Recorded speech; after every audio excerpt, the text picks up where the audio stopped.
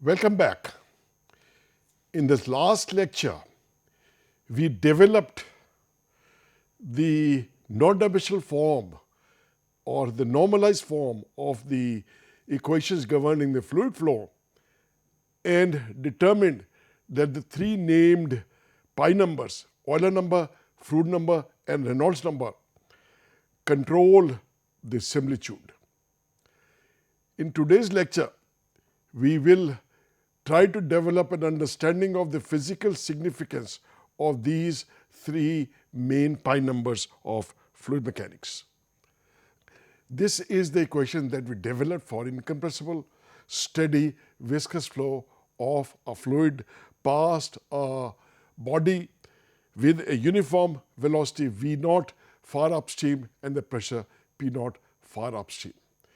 When we normalize the equation, we got this form where we had made the coefficient of the inertial term as 1. The number rho V0 square by P0 is termed as the Euler number. The number V0 divided by under root GD is termed as the Froude number, and rho V0 d by mu as Reynolds number and is abbreviated by RE. Let's first talk about the Euler number. Note that it is not the pressure that appears in the governing equation, but its gradient. Therefore, all pressures may be measured with P0 as the datum. That is, we worked with differences in pressure rather than the pressure itself.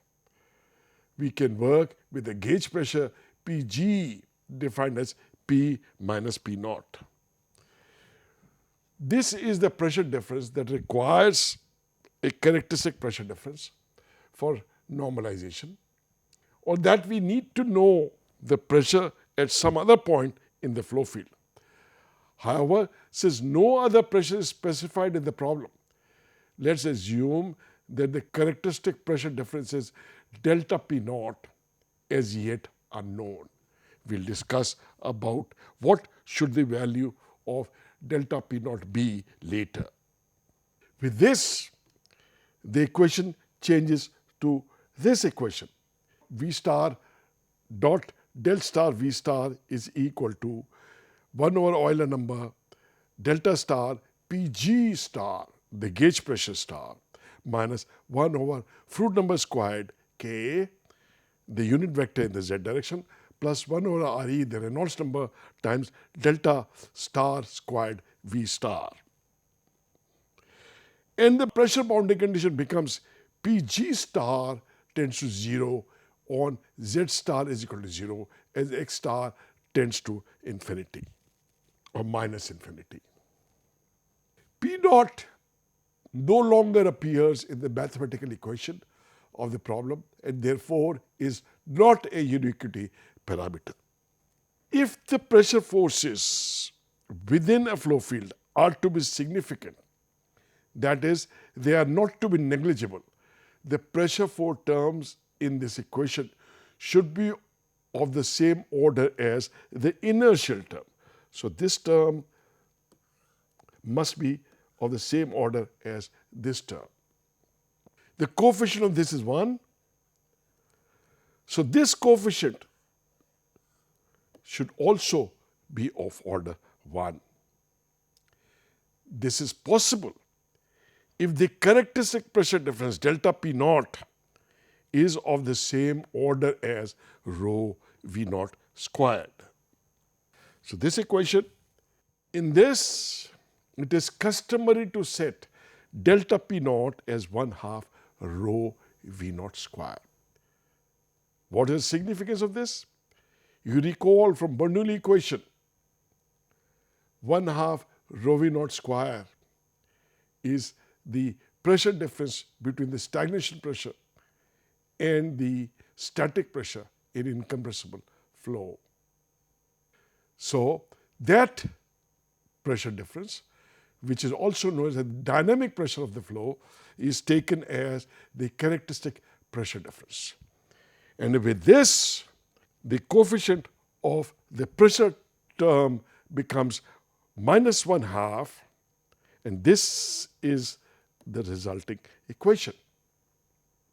Notice that in this equation, the Euler number has disappeared, so that we can write the functional form of the velocity, the non-dimensional normalized velocity, as function of x star, the independent normalized variable, and gd by v naught square and mu by rho v naught d, the two groups of parameter, and of course the non-dimensional geometry. Wherever two pressures are specified in the problem, a characteristic pressure difference is defined by these two, and we can no longer set this to be rho v naught square by 2. The two given pressure in a problem would define the characteristic pressure difference. One such case is the flow of liquids with cavitation. Cavitation is a phenomenon where the liquid boils. When the pressure in a flow field of liquid drops below the vapor pressure of that liquid, then the vapors are formed and they result in vapor bubbles. If the vapor pressure at the temperature of the flow is P sub V, then P naught minus PV is a characteristic pressure difference that should be used to normalize the pressure difference. We've shown here a converging diverging channel with a liquid flowing through this. As the flow accelerates in the converging portion, the pressure drops. And that pressure drops if it is large enough so that the pressure becomes lower than the vapor pressure of liquid, then the vapor bubble would form, they would grow, and as this moves in the diverging portion, there would be an increasing pressure, and this would tend to make the vapor bubble collapse. This picture shows the vapor trail in a propeller of a ship. These are water vapors, trails that you see. The pressures at the tip of the blades is very low, below the cavitation pressure. And the vapor bubbles so form a nice, beautiful picture as seen here. Thus, the pressure difference P naught minus PV forms an independent characteristic pressure difference, and Euler number has to be defined now as EU is equal to rho V naught square divided by P naught minus delta P. We can no longer take 1/2 rho V naught square as the characteristic pressure difference. Now, let's talk about the Froude number. Froude number is defined as V naught divided by under root GD. It is possible in some cases to redefine the problem in such a manner that the Froude number similarity can also be eliminated as a modeling requirement. We introduce a new variable script P defined as script P is equal to P plus rho GZ minus P naught. It may be noted that script P is defined to have a constant value throughout a stationary fluid. For example, if we have a fluid in this region, the pressure varies like this. This broken line shows the plot of the gauge pressure, P minus P naught, increasing with the depth in the fluid. If we subtract from this the value of rho GZ and formulate the variable P minus P naught plus rho GZ, we observe this to be constant. Thus, in a stationary fluid, the pressure P minus P naught plus rho Gz is constant. This is why this is termed as non-gravitational gauge pressure. With this value of script P, we can write P minus P naught as script P minus rho Gz. And if we take the divergence of this with a negative sign, minus del P minus P naught becomes minus del script P plus rho Gk. On normalizing the pressure difference by using delta P naught and by length by d, we get this equation. Now here you notice these two terms become this. And we can write V star dot del star V star is equal to minus delta P naught divided by rho V naught square delta star script P star plus mu divided by rho V naught d into delta star squared V star. Notice that the gravity term has been absorbed in this term, which represents non-dimensionalized pressure, non-dimensional modified pressure, non-gravitational pressure. And we see that the Froude number has disappeared from the equation completely. This is the equivalent equation that we obtained in the last slide. And here P has been normalized to P star using delta P naught. The pressure condition is now changed to P star tends to 0 as Z star is equal to 0 as X star tends to minus infinity. Thus it is seen that the Froude number does not appear in the problem statement at all, and only Reynolds number and Euler number have to be matched. If in addition the flow conditions are such that only one pressure P naught is specified in the problem statement, then we can use rho V naught square by 2 as the characteristic pressure difference. This condition would be obtained in flows where there is no cavitation. Let's consider the application of this to problem in aerodynamics. We have an aerofoil at an angle of attack, and we want to define or to determine the pressure distribution on the surface of the aerofoil.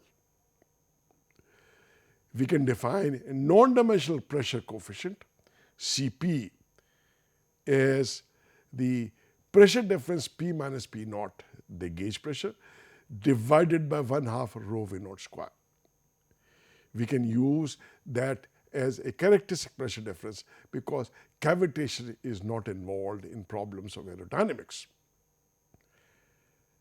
And this dependent variable should be a function of independent variable x star, the location on the surface of the aerofoil, and the parameter Re, Reynolds number, because Froude number as well as Euler number would not occur. And this will also depend upon alpha, the angle of attack, and the geometry of the aerofoil.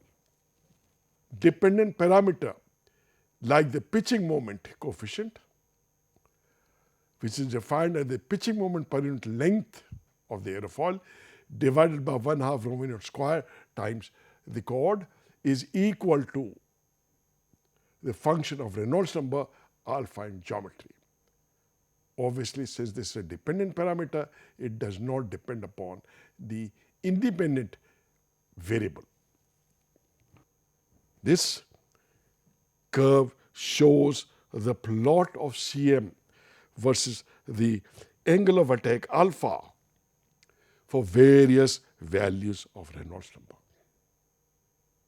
It depends only on Reynolds number and not on the individual quantities involved within the Reynolds number.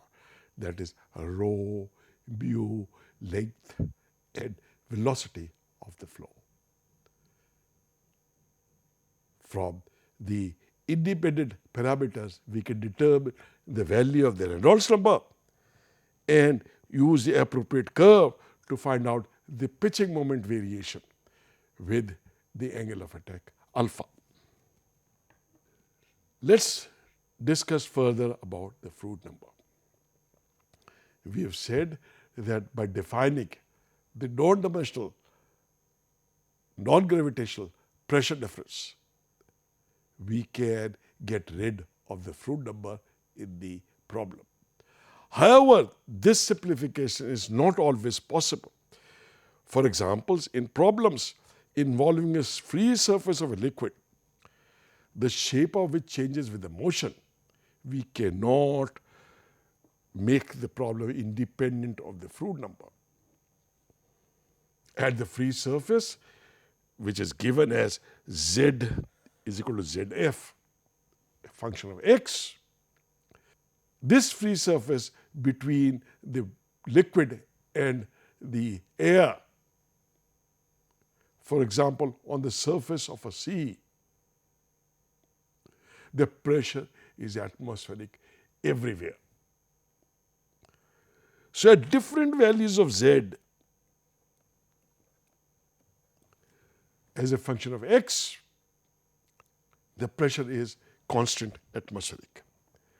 If this be so, and we introduce the non-gravitational pressure difference Pg as P plus rho Gz minus P naught, the pressure boundary condition now modifies to script Pg is equal to rho G Zf, at Z is equal to Zf's, which on non-dimensional gives you Pg star as rho Gl divided by delta P naught Zf star at Z star is equal to Zf star. Now, the gravity and consequently the Froude number appear in the boundary conditions, so that the boundary conditions becomes P star is equal to Euler number divided by Froude number square at Z star is equal to Zf star, the free surface. Thus, though the Froude number vanishes in the equation of motion, the Froude number Fr appears in the boundary conditions and needs to be matched for similarity. Such conditions occur, for example, in the motion of ships and other vessels close to the surface of oceans. Similarly, Froude numbers in models must be same as Froude numbers in the prototypes in flows over dams, weirs, and open channels, where free surface is important.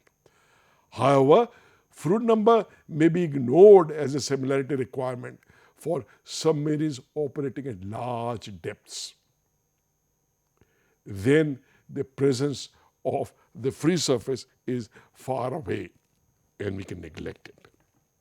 In wave drag on ships, the drag coefficient CD, defined as drag divided by 1/2 rho v naught square into area, is now a function of Froude number, Reynolds number, non-dimensional geometry. So wave drag depends upon Froude number and Reynolds number. We can show that the dependence on Reynolds number is rather low. So the drag coefficient is a function of Froude number and the geometry. Here we have drag coefficients. On this side is Froude number, and these various curves are for various geometry. Geometry is measured by the displaced volume divided by the length cubed, and the length here is the draft of the ship. So the wave drag changes with Froude number and also with the geometry. Let's summarize the rules of thumb that we obtained so far for similarity. For a flow situation where there is no free surface but there is cavitation, for example in poorly designed pumps where the cavitation occurs, in siphons and in torpedoes which operate at quite a bit of depth, we need to match the Euler number and the Reynolds number only. The Froude number is not important because we are operating away from the free surface. However, the dependence on the Reynolds number is rather weak, and the most important modeling rule is to match the Euler number. In the second flow situation that we discussed, we have free surfaces but no cavitation, like in ships, dams, harbors, offshore platforms, etc. Since there is a free surface, Froude number is important. Since there is no cavitation, Euler number is not important. And so we should match Reynolds number and Froude number. Here again, in most cases, the dependence on Reynolds number is rather weak. And so the most important modeling rule is the matching of Froude number. The third case that we discussed, there is no free surface, there is no cavitation. Deep submarines, airplanes, enclosed flow pipes, etc. Neither the Euler number nor the Froude number are important, and we need to match only the Reynolds number. We will see later that if the Reynolds number is very high, the dependence on Reynolds number also becomes unimportant, and the flow does not depend upon any of these parameters. It depends only on the geometry. The last case that we discuss is that we have free surface, we have cavitation, like in high-speed ships or torpedoes operating very close to the surface. All the three numbers, Euler numbers, Reynolds number, and Froude number, need to be matched. Thank you.